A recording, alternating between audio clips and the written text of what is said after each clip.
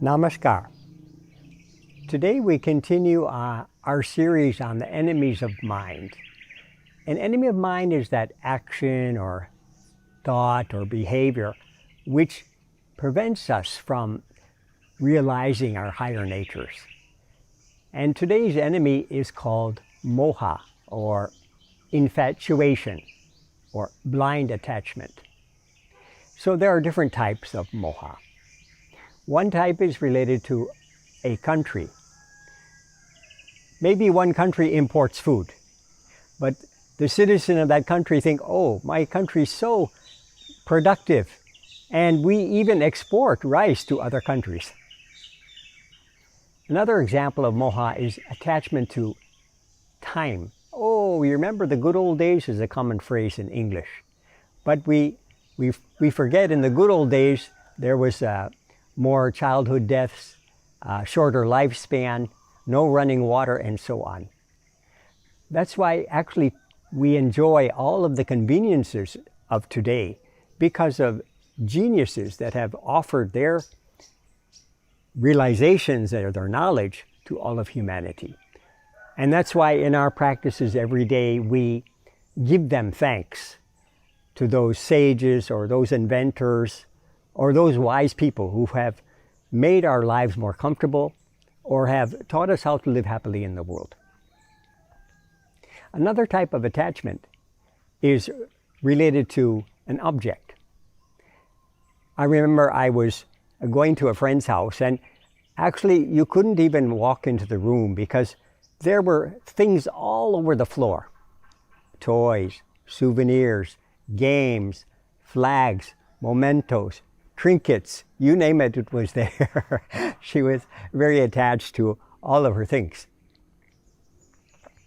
Another common attachment is to a person, maybe to a celebrity. In the West, the children tape their favorite celebrity on all the walls in the room. Maybe it's a pet, a loved one, historical figure, whatever that attachment may be. If that attachment to that person is, that person's a bad role model, then it serves as a type of bad company for us. As you know, in our channel, we emphasize satsanga, or good company, because it's bad company that leads human beings astray. So the person who's have a blind attachment or infatuation with that person who they adore, maybe they think they can do no wrong, and then inevitably they are disappointed with what happens.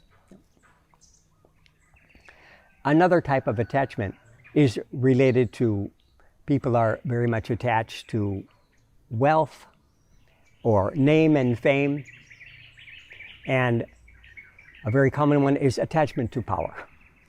So the one who's attached to power will do anything and everything to keep their position, regardless of the consequences. And so history has shown such figures have done immense harm to the very people they're supposed to be serving.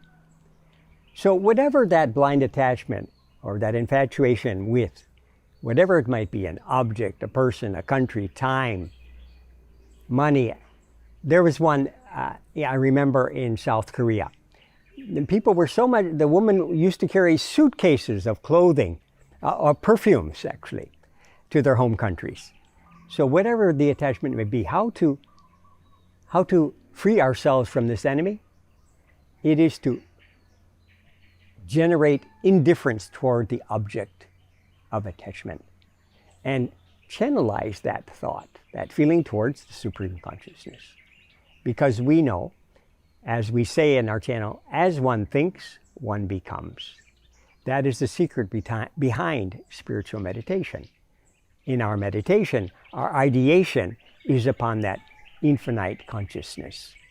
And so, through the gradual, regular practice of meditation, we become happy, accepting who we are and what we have.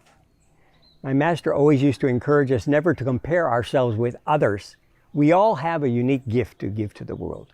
And by doing more and more meditation, we go deeper into that and express that gift for the benefit of ourselves and everyone. Thank you. Namaskar.